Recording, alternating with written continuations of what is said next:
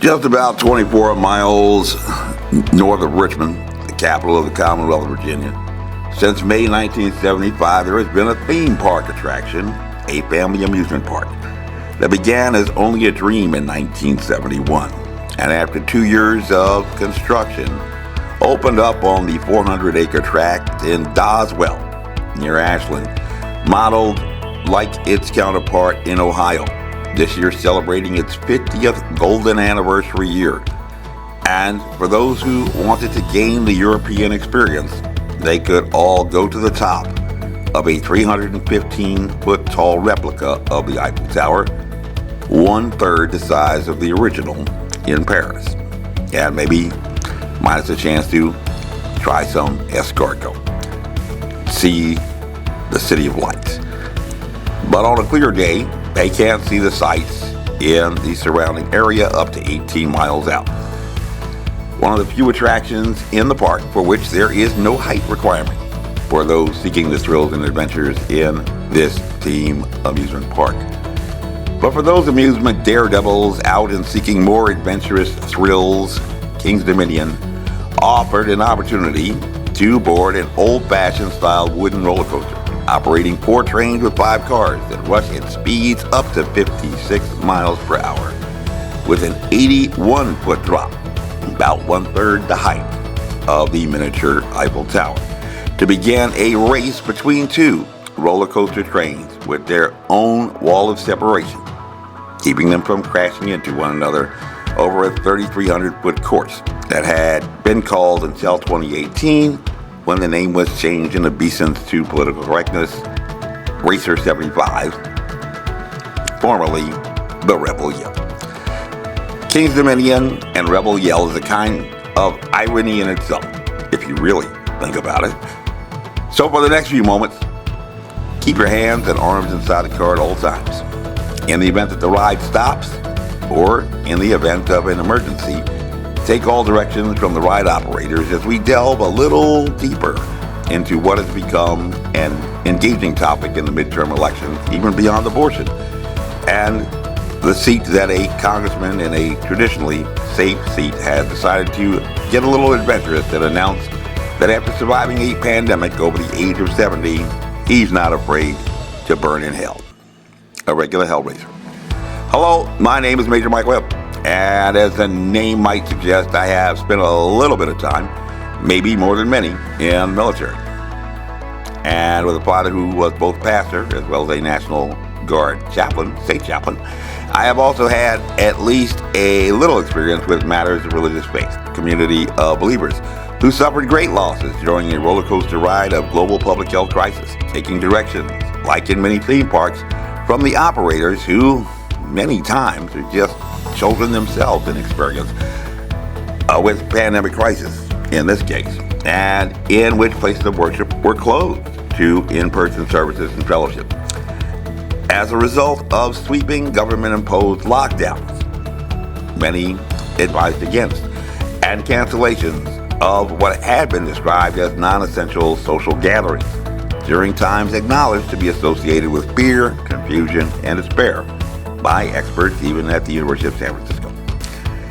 And preparing to go for one more race around the pandemic roller coaster track, and looking back, by August 2020, around 20% of churches that had closed their doors voluntarily would never reopen again, while as many as 6% of those who were compelled by the pandemic roller coaster ride operators to enjoy some other available attractions other than regular devotional in-person worship had decided that, like Don Beyer, having survived during the diaspora without a God in heaven, they had no need nor desire to come back to the churches where they were convinced that they might die during a pandemic.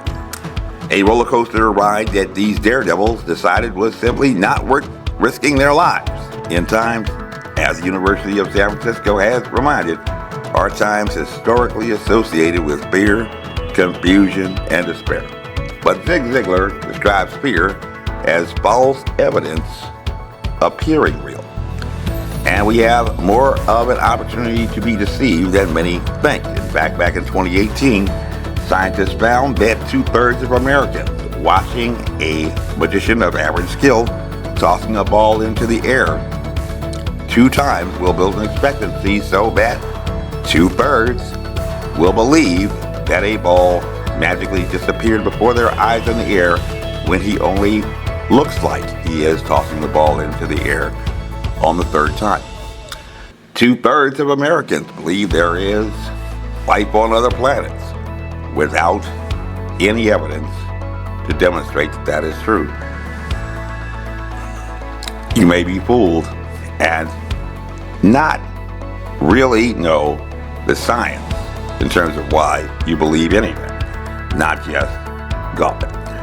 And according to Don Byron and his fellow Not Afraid to Burn in Hell allies at organizations like Freedom from Religion Foundation, one of the primary reasons that persons elect religion, faith in God, is their own inadequacies, fears, and vulnerabilities in dealing with the empirical facts of mortality in this roller coaster ride of normal life. Because pandemic or no pandemic, at some point, even without a Daredevil experience on another roller coaster, everyone at some point is going to die. And their days at the theme park of life will be all over, finished, and done. Hope you enjoyed your stay. And hopefully, Greg Brady will not leave his daddy's plans behind on that roller coaster, which makes you wonder why an architect like Mike Brady would have placed his important work papers in the hands of a child who had not yet graduated from high school, and who went further to trust another high school kid in the event of an emergency on that roller coaster ride. But this is another story entirely unto itself, which may have some relevance here, particularly for those who know that they were called as sheep in a ministry amongst the wolves, and therefore advised to be as wise as the serpent, but gentle as the lamb, imparting yet another wall of separation, which you may begin to be noticing will be a continuing theme throughout this amusement park attraction. So, keep your hands and arms inside the car at all times. In the event that the ride stops, or in the event of emergency, please take your directions from the ride operators. A wall of separation is an often quoted phrase from a Virginian, an inventor and a scientist with whom many are familiar, Thomas Jefferson, a man of many talents, and some, especially today, would acknowledge was not entirely without his own faults, particularly as a large land-holding owner of slaves. But particularly the secularists, humanists, and atheists with whom Don Byron has decided to encamp like to forget all about that part and often cherry-pick this one single phrase regarding a wall of separation between church and state as sacrosanct, which was written in a letter in March 1802 to the Danbury Baptist Association in Connecticut, a religious organization, upon the occasion of his election to the office of president and approach to his inauguration. A wall of separation between church and state, announced the president-elect, as he transitioned from a campaign of trying to get their votes to his duties as president. Thanks for your support, and peace be with you, my brothers. Keep your hands and arms inside the car at all times. In the event the ride stops or in the event of emergency, take all instructions from the ride operators, and please enjoy your stay at our wonderful amusement park and feel free to return again and again in the future. This is basically the way the letter went. But as is so often the case in political dialogue and campaign messaging, even this simple phrase, a wall of separation between church and state, is most often distorted and twisted to convey the directed purposes of whoever is using that phrase at the time. So be therefore also wise as the serpent. And especially in the historical context during which Thomas Jefferson had written these words, just the word separation should trigger some other memories about the operation of government as conceived by men of politics at that time. And you may recall from your history and civics classes, even in high school during a roller coaster ride, attending in person or safely in social distance online, there was also a separation of powers in a limited government with checks and balances. If you are separated from school by a wall of separation in pandemic, does that mean that you are not engaged in school? Think about it. Walls don't necessarily mean that you have no interaction at all. There was a wall of separation between the executive powers and the legislature. There's a wall of separation between those powers and the judiciary. And for those who are not so inclined just to read the Federalist Papers and need someone to explain them to them, particularly Federalist 51, where also this concept of separation is exhaustively explored, we find the Virginian James Madison facing a once-in-a-lifetime pandemic crisis himself, trying to launch an experiment in democracy. And he considers the fact that there was a world if there was a world ruled by angels, there would be no need for governments at all, because everybody would be perfect. And that all men are not angels, necessitating government. No matter how hard they tried, they couldn't just be good of themselves. Natural law and noble aspirations notwithstanding. A thought to keep in mind, especially when listening to politicians making political speeches trying to get elected during roller coaster election time. And especially if you just happen to be called as a sheep in a ministry amongst the wolves.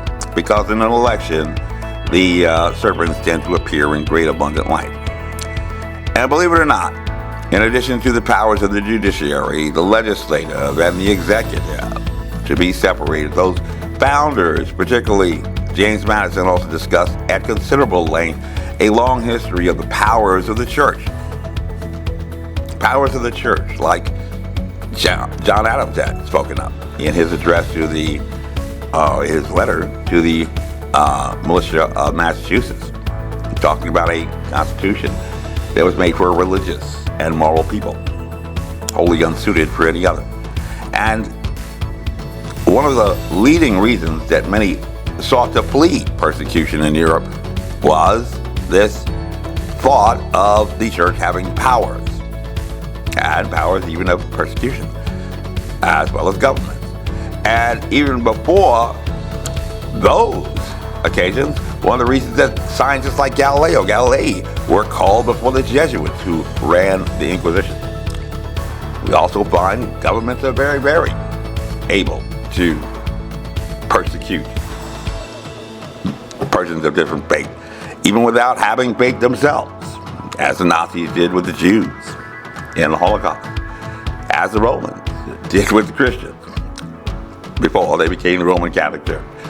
Even Don Bayer has stated this is one of the reasons he has decided to promote seeking democratic ideals in a freedom from religion, rejecting the very political science that has recognized the church by and through its various sects as a power, and a power unto itself, even if in a wall of separation, like those racing trains of 5 cars on the old Rebel Yell wooden roller coaster track at King's Dominion, operating in tandem for a thrilling theme park experience in competition and also entirely separate. Whether you are embracing your daredevil spirit or trying to delve through the complexities of existential questions and your fear of your own mortality.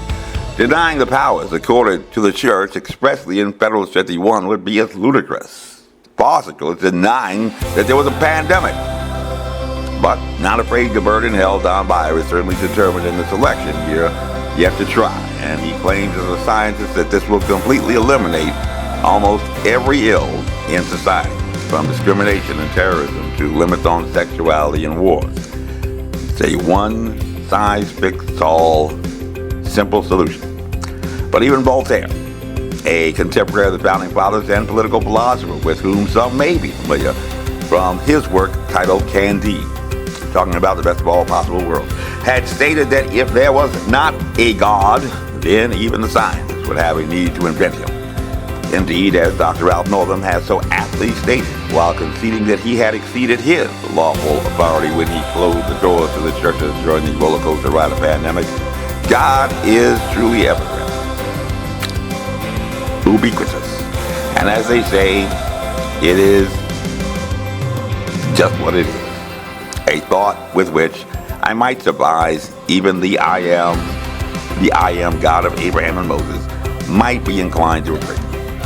And so, not afraid to burden hell, perhaps with relaxed restrictions, you too may finally find a chance to be a daredevil and face your mortality, as even this army Ranger retired and Army paratrooper, did even during the pandemic. Head out to a magical theme park, perhaps even at the now reopened King's Dominion, just north of the state capitol. And if not so inclined as to hop aboard a racing roller coaster, at least take a trip to the top of the replica of the Eiffel Tower. And while casting your gaze up to 18 miles out, just remember that across the pond over in Europe that you may still be too afraid to travel to because of your mortality. We shall always have Paris, and a chance to actually get another stamp on your passport in this life bound by constraints of your fears of mortality. And fortune, at least as they say in the rain, always favors the bold. Seize the day, carpe diem. You only live once. This briefing is unclassified. As you were, my name is Major Mike Webb, and by God, I am running for U.S. Congress. This year, resolved to do the right thing, and we shall make America great again. Honest. Carry on.